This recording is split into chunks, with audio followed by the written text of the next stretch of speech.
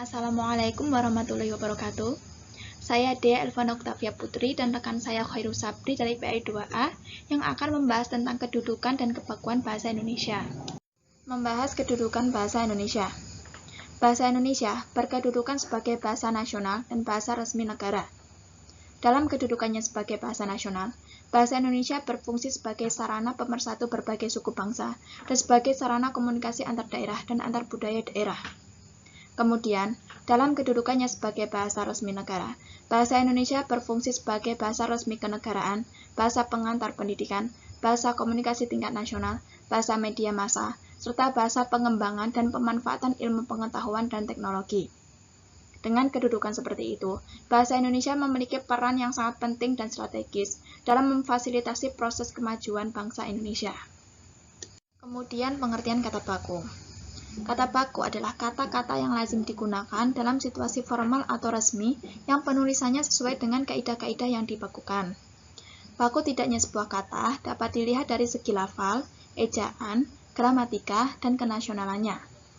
Jadi, pembakuan kata dalam bahasa Indonesia merupakan wujud nyata pengembangan bahasa Indonesia.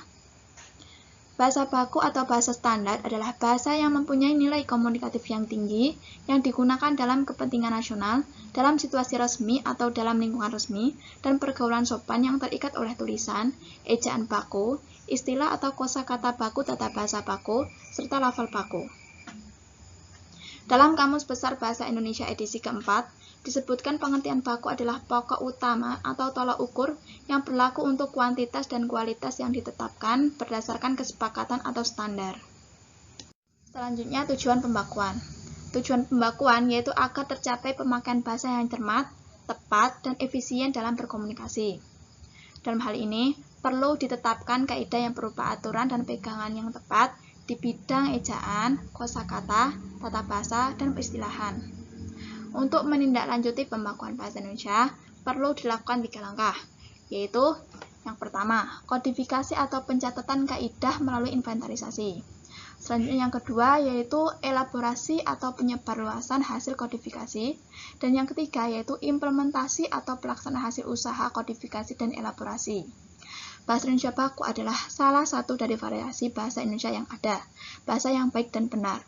Artinya, pemakaian ragam bahasa yang serasi dengan sasarannya dan yang di samping itu mengikuti kaidah bahasa yang benar dan betul. Bismillahirrahmanirrahim. Assalamualaikum warahmatullahi wabarakatuh. Saya Khairul Sabri ingin melanjutkan presentasi dari saudari Elvanda yang telah menjelaskan tentang banyak sekali tadi kedudukan bahasa Indonesia, pengertian kata baku, dan tujuan pembakuan. Nah, selanjutnya kita apa saja sih ciri-ciri kata baku khusus? Nah, itu seperti yang ada di slide ya. Yang pertama itu menggunakan lafal yang bebas dari ciri-ciri lafal dialek setempat atau ciri-ciri lafal bahasa daerah.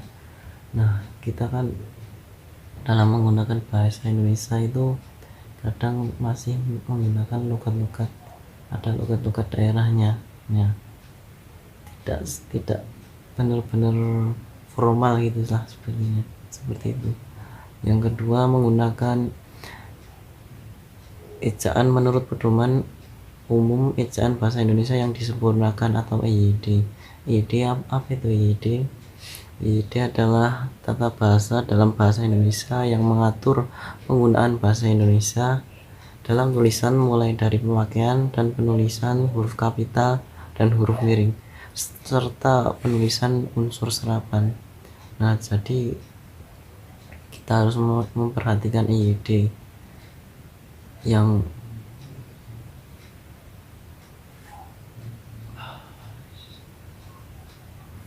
Yang ketiga yaitu menggunakan istilah menurut pedoman umum pembentukan istilah bahasa Indonesia. Terus selanjutnya yang keempat, menggunakan kosakata menurut Kamus Besar Bahasa Indonesia atau KBBI.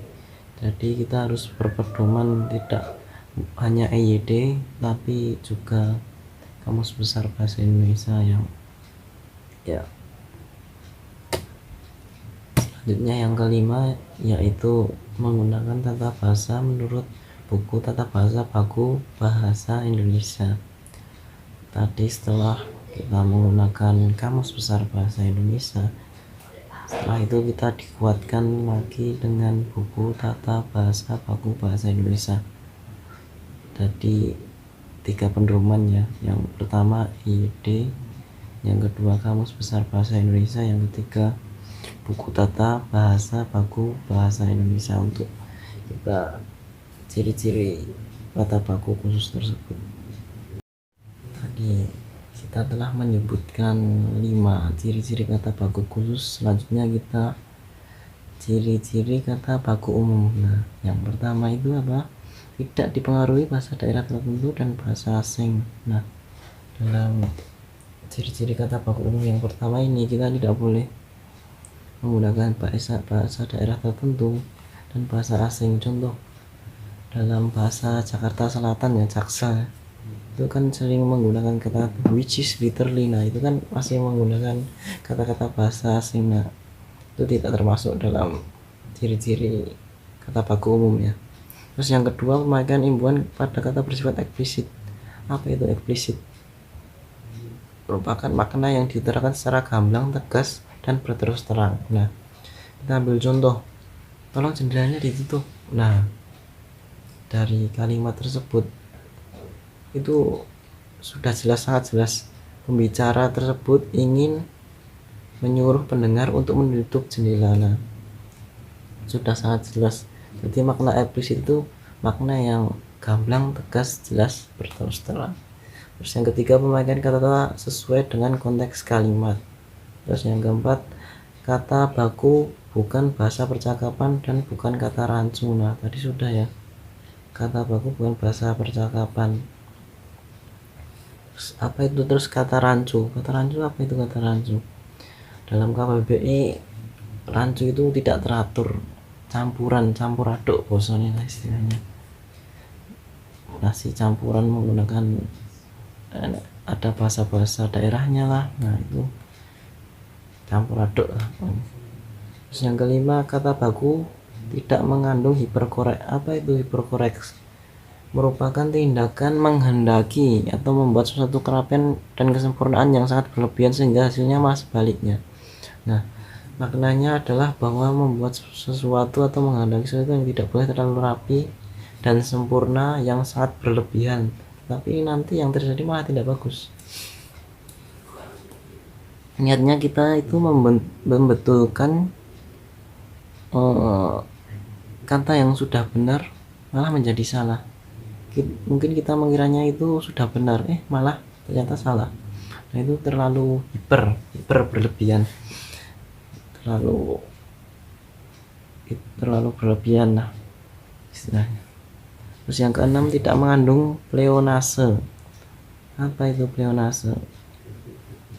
Menggunakan kata-kata yang kata-kata itu sudah jelas, jadi tidak perlu diperjelas gitu maksudnya. Kita ambil contoh gini aja, contoh gampangnya, saya naik tangga ke atas. Nah, saya naik tangga itu sudah jelas ke atas. Nah, gak usah ditambahi ke atas. Itu kata-kata yang memperjelas yang tidak perlu digunakan dalam kata baku umum. Nah, kurang lebih seperti itu. Baik, berikut contoh kata tidak baku sama kata baku ya. Jadi kalau tidak baku itu abjad kan, nah gitu, abjad pakai T. Kalau baku itu abjad pakai D. Kalau selanjutnya akhirat, akhirat menjadi akhirat, yang sebelumnya pakai E menjadi pakai I di kata bakunya. Kemudian tidak baku aktif jadi aktif, terus akuarium jadi akuarium. Nah, tadi sedikit contoh-contoh dari kata tidak baku dan kata baku. Tadi penjelasan mengenai kedudukan dan kebakuan bahasa Indonesia. Nah, terima kasih atas perhatiannya semuanya. Saya Khairul Sabri dan partner saya Dea Elvanda Octavia Putri berterima kasih pada kalian semuanya. Kurang lebihnya saya mohon maaf, termasuk dalam penjelasan atau mungkin dari penjelasannya kurang, mungkin kurang begitu jelas ya, banyak kurangnya, saya mohon maaf. Terima kasih, saya undur diri. Wallahul muwaffiq ila aqwamit thoriq. Wassalamualaikum warahmatullahi wabarakatuh.